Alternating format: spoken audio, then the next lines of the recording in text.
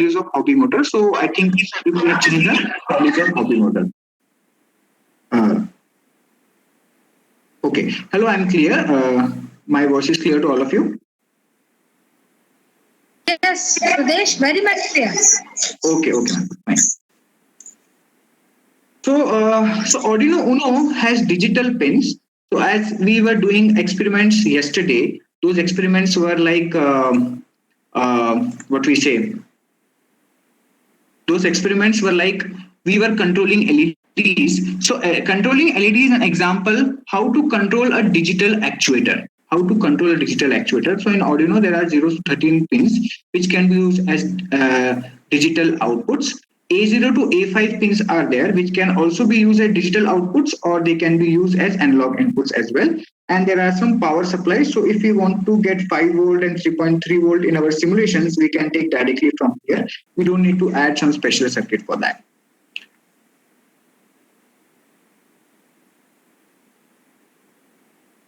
Okay, I'm sorry, the presentation is a little slow, so I'll just wait for a while.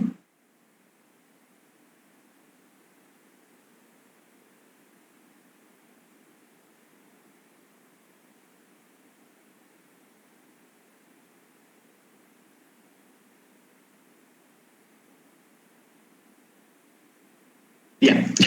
So as I already also discussed yesterday, but many like I have experience of a lot of workshops. I know that many of the beginners still find it difficult to recall. So I'll just revise it once more. There are two functions. So those who have done programming in C language will find that Arduino is not very much similar to C language. It's a little bit easier.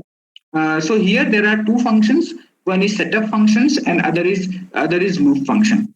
So when we want to configure our hardware, we write coding in setup function. If we want to run a program infinitely repeatedly, then we write that code in loop function.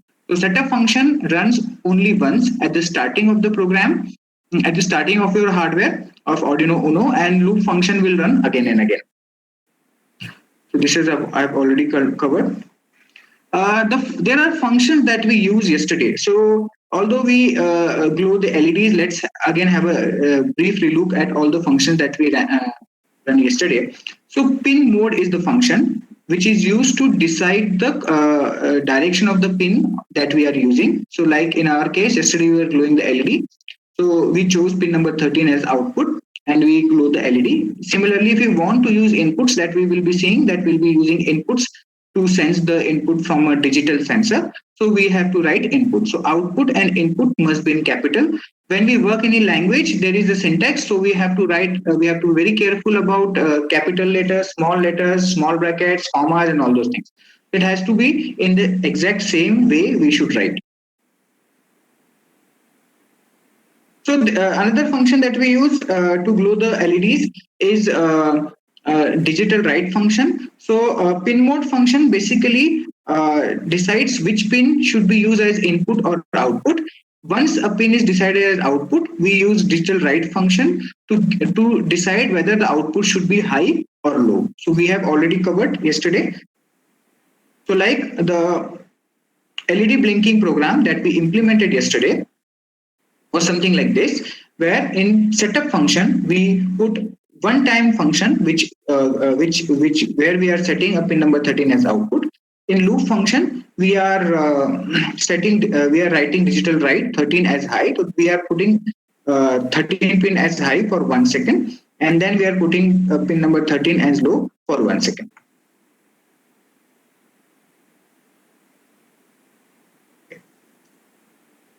So again, I also provided the LED pattern program where from A0 to A3 we wanted to connect LEDs and we were running the LEDs accordingly, right? So I have provided this program, so I'll skip this part. So like Hemantji is asking whether the input to all the pins is 0 or 5 volt. If we are giving digital inputs to Arduino Uno, yes, inputs can only be 0 or 5 volt. If we are giving analog inputs, so analog input giving we will be learning today. So for analog input, we can give any input between 0 to 5 volt. We cannot give input more than 5 volt. We cannot give input less than 0 volt. Okay. So yesterday we saw a very interesting example of LCD where we saw that the LCD, we display the text. So what is basically an LCD? LCD is the most simple hardware which is used to display text. Okay, and today we have very advanced kind of hardwares, right? So at one point of time, it was thought that such very simple hardware will be obsolete. But with the advent of IoT, which is very low power device and which is very low cost device, again these very simple devices are getting very much popular in the market. So what is an LCD? It has basically 16 blocks, and you can see like T is visible in one block, there is a gap, and then H is visible in other block, and then I is visible, S is visible, and so on. So if we use the LCD of size 16 cross 2, that means we have two rows, and it means we can print text in two lines, and in each line there are 16 character, maximum 16 character possible. So in this LCD we cannot print more than 16 characters. So in yesterday experiment, when we were writing, we were changing the text, I want you not to write text more than 16 characters. You can also try by writing more than 16 characters, and you will see that anything which is more than 16th character will not be visible in the LCD. So we use LCD to display the text up to 32 characters. So if you want to display more, then there are some complicated codings that we use where we try to implement a moving message where the text is continuously moving and we can read it.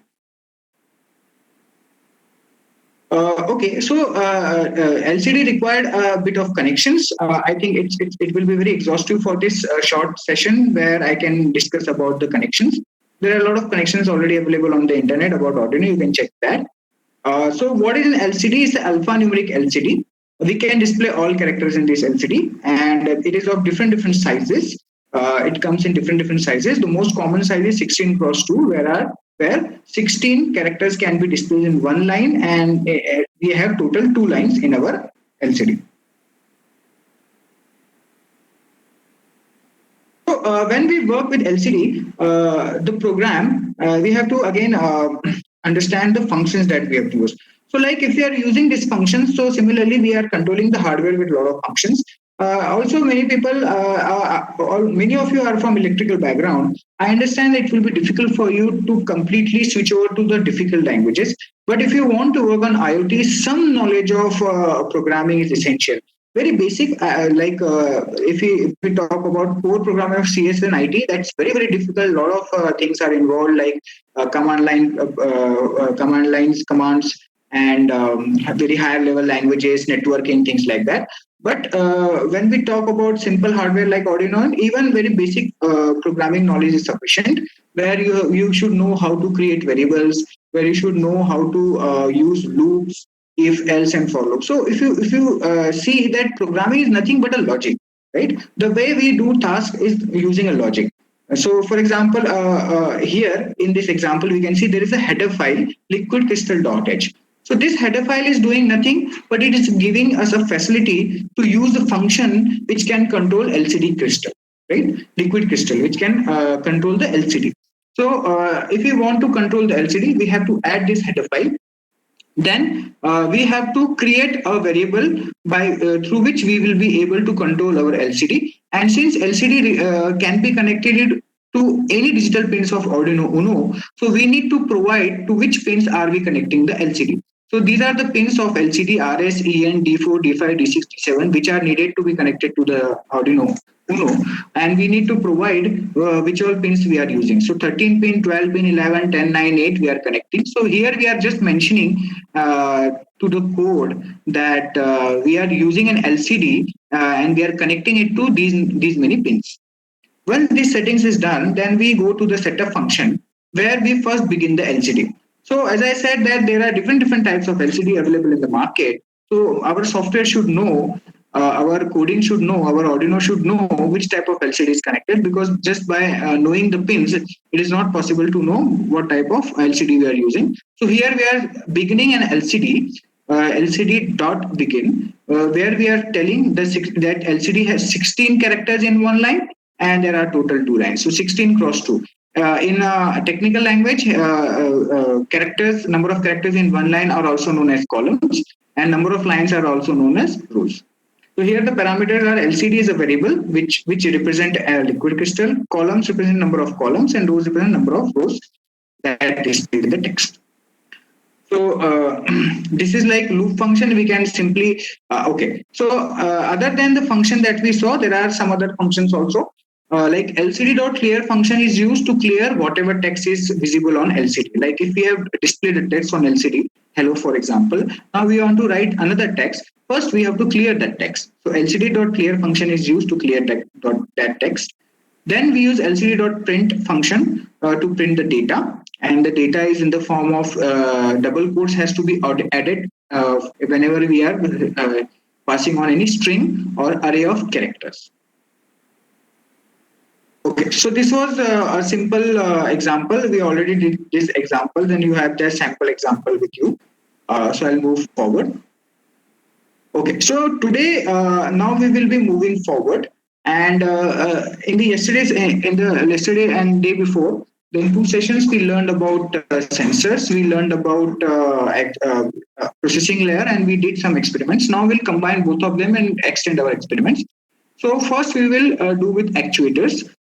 We have already seen how to control a digital actuator by simply giving 0 and 1 using digital write function. We can switch on and off actuator. Now we will see how to control an analog actuator. For example, we want to control the speed of a DC motor. We want to control the intensity of an LED and a vibration level of a vibration motor and so on. So how can we do that? We'll be seeing this in today's session. So I've just again given a brief that what all actuators are available. Although there are many actuators in the Tinkercad example, in Tinkercad's platform, but I've chosen these many for our simulation experiments. So LED is there. LED has positive and negative terminals that has to be taken care of. Bulb, DC bulb is there. Again, somebody was asking. So this is a DC bulb. This is not AC bulb. Nowadays, DC bulb are only used in labs and things like that, but DC bulbs still exist. So DC bulbs are there. Buzzer is there. Although it's not exactly a buzzer, it's a basically piezo, but we can use it as a buzzer. RGB LED is there, and we also did the experiment yesterday. DC motor is there, which simply rotates. This hobby motor, so these are exactly, both the motors are exactly same, only difference is the looks and feel and the rotation that we are. This hobby motor is mostly used in robotics, student level robotics. So that's why they have provided another version of hobby motor. Vibration motor is a motor which gives you a graphic of a vibration. If you connect it to say some supply, it vibrates and you can see the vibration in form of graphics. And the last is servo motor. Servo motor is little bit complicated. It is neither a direct digital motor nor a direct analog motor. So, the thing is like we'll see a demo example how to control a servo motor. Okay. So I think only Deepak Kumar, you have issue with the display. I think others can see. So please check your connection. Fine. So. Okay, so Mukesh Kumar Sharma ji asking how to record current and voltage data. Yes, to record a voltage and current data, first we need to create a current and voltage sensors, so they can directly and indirectly be measured. Second is to capture the data and store into database. Arduino Uno do not have a very large memory. Okay, so we need an interfacing of SD card, memory card. Memory cards can be interfaced with Arduino Uno. So there are a lot of functions and programs available on internet where you can learn how to capture your data and store in a SD card. So SD card and memory card that we use in mobile, Arduino can also store data, and that in that way we can store and record our data. Okay, so we saw RGB LED yesterday, and today we will be starting with controlling the intensity of LED or the speed of DC motor using PWM concept. So, so far the concepts that we have discussed on processing layer are only digital input, digital outputs. Now we are talking about PWM, which is a kind of analog output. Okay? So let's see how PWM we can use as an analog output. Okay, so when we talk about pulse width modulation, so what is basic pulse width modulation? As we can see that if we give full voltage to an LED, it will glow full. If we give a half voltage to LED, the intensity will be half. If we give zero voltage to LED, intensity will be zero. We also did some experiments yesterday by directly controlling the intensity of LED using potentiometer. So not today. What we want to do is we want to control it through Arduino because we want to do it autonomously, and we do not want us to physically change the knob and all. Arduino should do it. So Arduino can do it using PWM. So like we are talking a lot about Raspberry Pi and all. So I also give you a background with the experiment. So what is the difference between Arduino Uno and Raspberry Pi is only programming language, right? So Raspberry Pi, if you are doing the same thing, a Raspberry Pi will also have digital inputs and outputs that is known as GPIOs. And also, if you want to generate PWM, there are PWM pins into it, there are UART pins into it, and everything is the same, exactly same. The basic experiments that we are doing here are exactly same. Only thing is the language is changed, and they work on Python language. And many software background people find Python very easy. It is also very easy, provided you have a prior programming background. If you directly learn Python, it will be difficult for you. Have some knowledge of C, and then you learn Python, you will find it much easier to learn. So, in the same manner, you can use the PWM in Raspberry Pi also. So, what is a PWM? Basically, in general, it is not always true, but in general, hardware cannot give a direct analog output. But indirectly, they can. Give you analog output. So, how they do it? Say, if you want to give say 2.5 voltage to LED, but we cannot generate 2.5 volt. We can either generate 0 or we can either generate 5. So how to give average 2.5 volt to LED? Fortunately, all our hardware are very, very fast.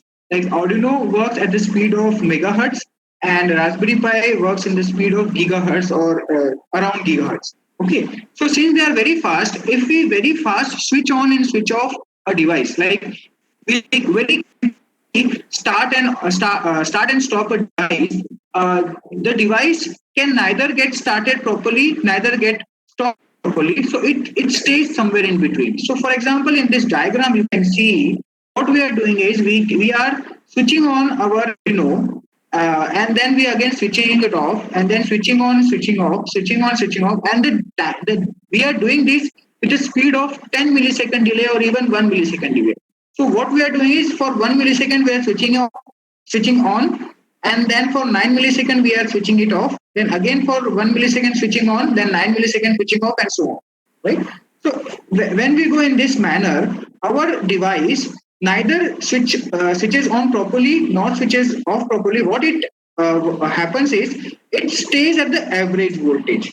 So using this concept, using this PWM concept, we can generate the analog effect using a digital output. So PWM is a digital output, but it is giving an analog effect, right? So again, I am repeating, what we are doing here is we are switching on the device for some time and then switching off, switching on, switching off, switching on, switching off very, very fast, such that the actuator that is given this digital output works on an average voltage. It doesn't get on completely, doesn't get off completely. This is the whole concept of pulse width modulation.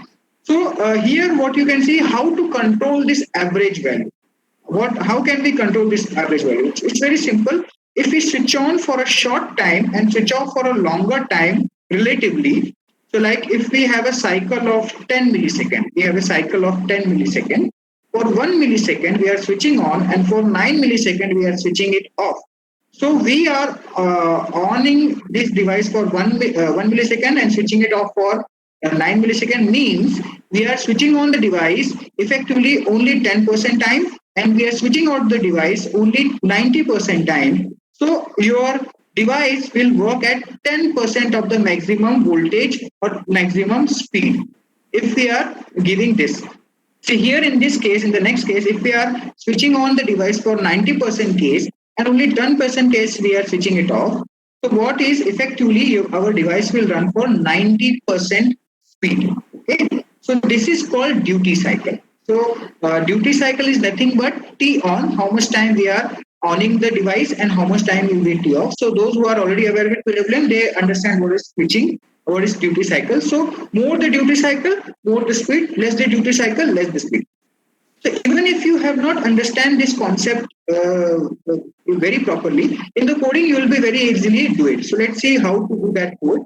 So Arduino works on Arduino provide PWM pins, but all pins cannot be used as Arduino. Only pin number 3, 5, 6, 9, 10, 11 are used as PWM pins. How to identify which pins can be used as a PWM pin and which cannot, right? So let's see.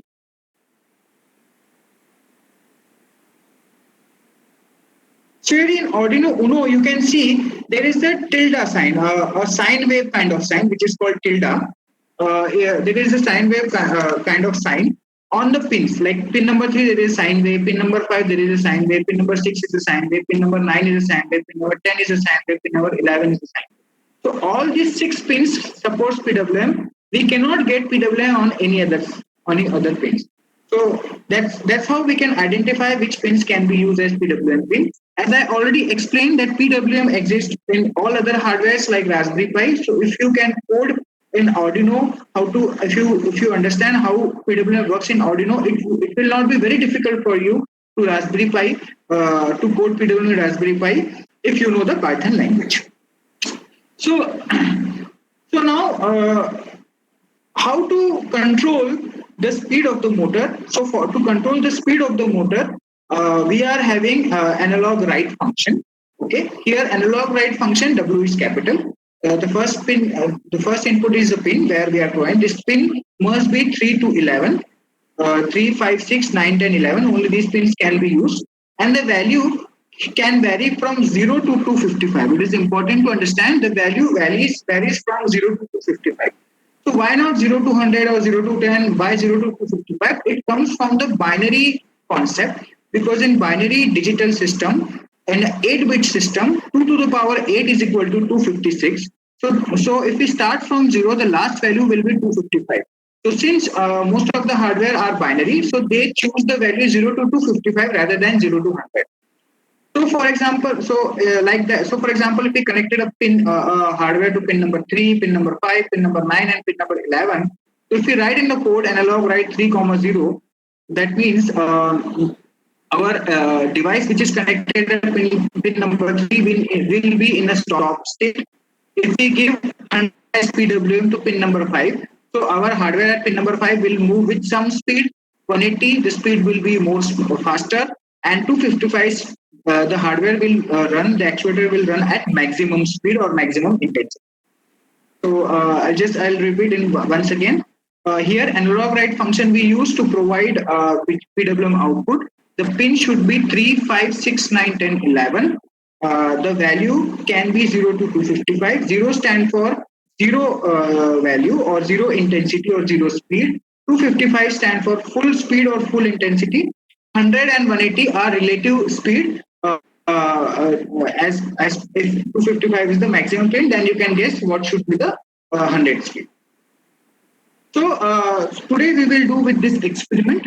I will type this code in the chat box.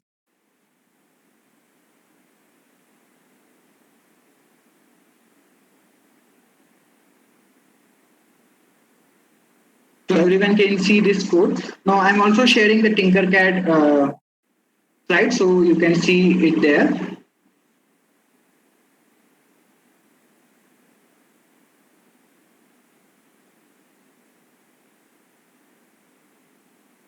I hope everyone can see my Tinkercad web browser. Please type in chat box. Okay, thank you. So here, what I've done is I've combined both a DC motor and a LED. Okay, we can also change the color of the LED that we are using by simply clicking it, and there are a lot of options like green, yellow, orange, blue, red, and white. So very good thing about Tinkercad is all these hardwares and components are very graphically nice looking. There are many other simulation software. There are many other circuit simulation softwares but they are not that graphically good. So beginner find it very difficult to work with. So here we can see the motor graphics very nice looking. We have a LED with different colors. Register. So if register, the value that here I have chosen is 100 ohm. And you can see this 100 ohm, if you are aware about the color code, it is also properly generating the color code as well based on what value you have chosen. I will not go detail into the color code, so I'll just do this thing. So all of you have to do the connection. So what I'm doing is I'm writing the code that I have shared in the chat box. That code works for pin number 3. Okay. So with pin number 3, I have connected this DC motor. So keep the color pattern also. I will just keep the positive side as red and the negative wire as black. So it's easy for us to understand which terminal is positive, which is negative. And in between wires, we'll keep it as the same green or whatever color it is. So here you can see that I have given the color. So red is connected to the motor positive and red is connected to the positive of the LED. Another terminal is connected to resistance, and then we have a resistance, and resistance is connected to the ground. We have to do these connections. After that, you simply have to go to the code tab, and you have to simply type the code that has. Just have to paste the code that I've provided you. But I'll also explain how this code is working. I should not be providing you the code. You should be writing yourself. But since it's an online workshop, it's difficult to monitor how you are working and or not. So at least you should be able to do it with a ready-made code, and you should see some result. Then at homework you can do rest of the things. And I hope that all of you could join my classroom. So yesterday, a few participants asked me about doubts on my WhatsApp number, and I could see their experiments in my classrooms, and I also suggested their changes. So if you have any problem even after this session, you can contact me, and I can help you out with all these experiments. So here, what we are doing is as we are using pin number 3 as an output, so we are setting pin number 3 as an output. So we are using pin mode function to set pin number 3 in output. Then we are going inside our loop function where we are running this code again and again. Now for loop is basically for is the loop in C programming. Based on my experience, many people are first time in programming, so I'll just briefly tell what is for loop. So when we want to repeat a task again and again, we use loops. For loop is a loop in C language and C++ language also, and also used in other language with some changes in syntax. It simply runs a program fixed number of time based on the input that you have provided. So here I have used the variable I. The data type of I is integer, means it can store only integer value. Initially, at the starting, I have assigned a value I is equal to 0. This loop is running until I value is less than 256. This loop will keep on running until the value is less than 256. So sooner the value of I reaches 256, this loop will stop executing. At the end of every loop, I value will be incremented. So I am passing this I value to analog write function to the pin number 3, and here I am giving a delay of 50 milliseconds. So what is happening is my code is basically starting from I initially from 0. So my motor LED will be stopped. Then after 50 milliseconds, the I value will become 1 because we are incrementing. I plus plus means I is equal to I plus 1. So we are incrementing our code after every loop, or here after incrementing the loop, we are incrementing the value of I. So in the second time when this loop runs, the I value will be 1, 2, 3, 4, 5, up to 256. So sooner it reaches the 256, the loop will break. But since loop function run again and again, so it will again start from the starting, and again I value will become 0, and again I value will be incremented every time the loop runs, and again the motor will start again from the 0. So what is happening here is like when we give 0, so initially the motor will start slowly, and it will reach its maximum value, and suddenly it will go to 0, and again it will start to maximum value. This is how code is working. So I hope everyone has been able to paste your code and understand this. After that, you can quickly run this. I'll give you 2 minutes. If you have any doubt, you can ask in the chat. So I'm just running this simulation for you also. All those you have done, please mention in the chat box that you have done this program.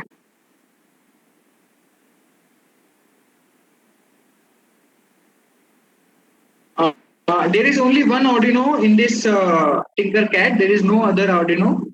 I think you can find search that Arduino and click and drag it.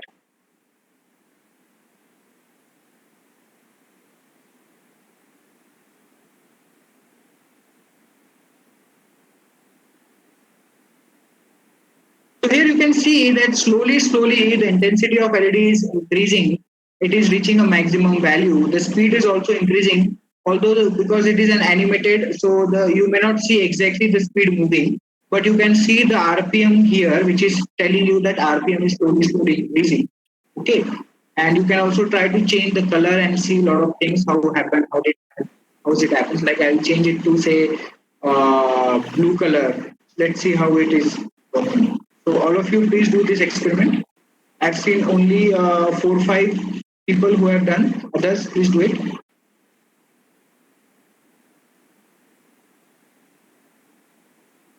So Himanshu is asking that speed is going only up to 5,000. It depends on the type of motor we are using. If motor highest speed is only 5,443, that's why it's reaching that value.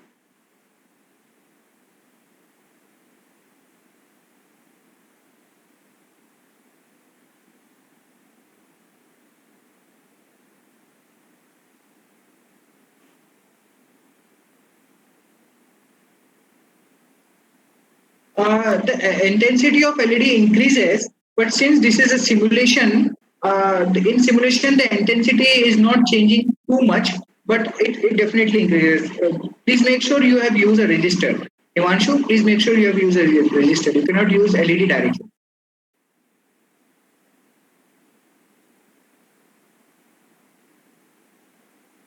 So 1, 2, 3, 4, 5, 6, 7, 8, 9, 10, 11, 12, 13, 14, 15, 16.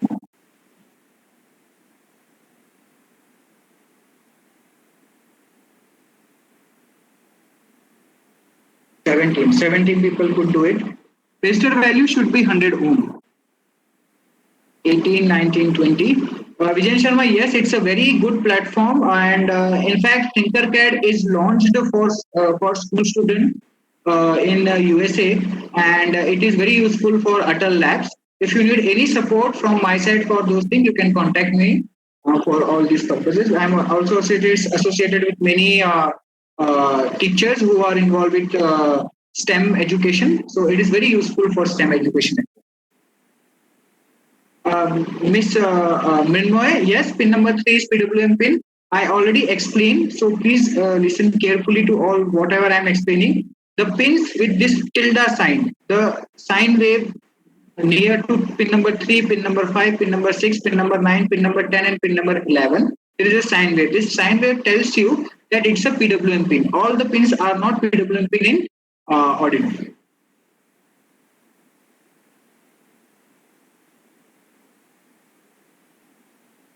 Okay, I'm typing my email ID. You can contact me on email.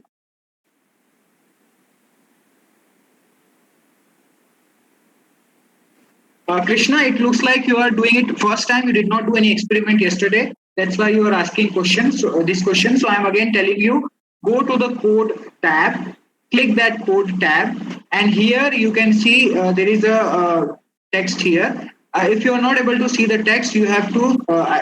I'm stopping this. You have to click this section where blocks plus text is available, and you have to click the text. Then you can find the text option, and you have to print here.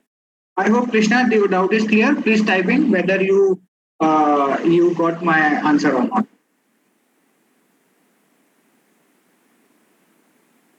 Register. There is no special instruction, Miss Lalita. There is no special instruction required to connect the register. You simply have to connect like a wire. That's it. You have to drag a register and just have to change its value.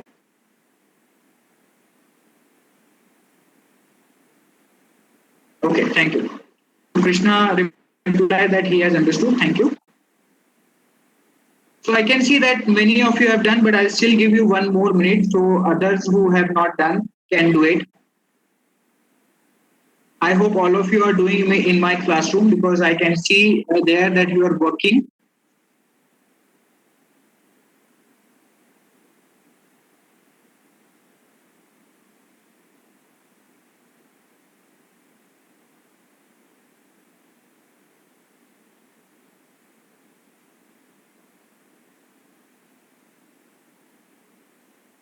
Great. I can see that many of you are doing this first time, so they are finding it very interesting.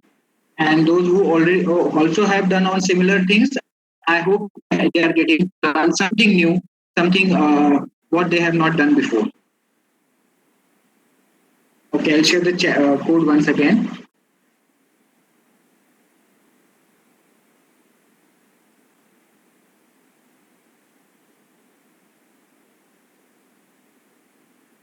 This is the code.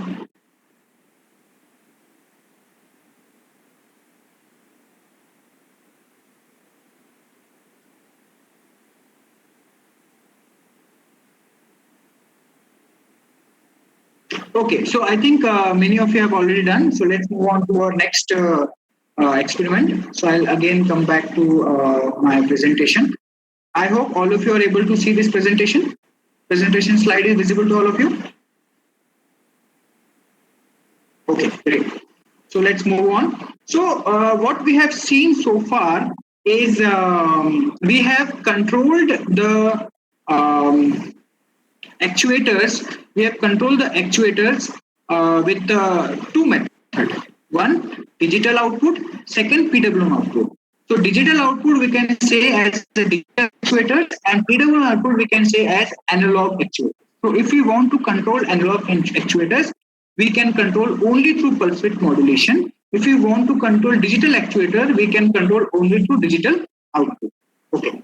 So next section is about sensors. Here we will, so we saw how to control actuators. Now we will see how to read input through sensors.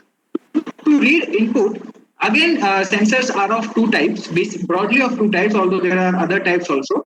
So one type is digital, where we will simply get on and off from the sensor, and other is analog. So we saw yesterday that we use a photoresistor where we are getting different voltages for different light intensity. So those different voltages is known as analog input. Okay. So we will see today how to read a digital input from a digital sensor, and how to read an analog input from an analog sensor.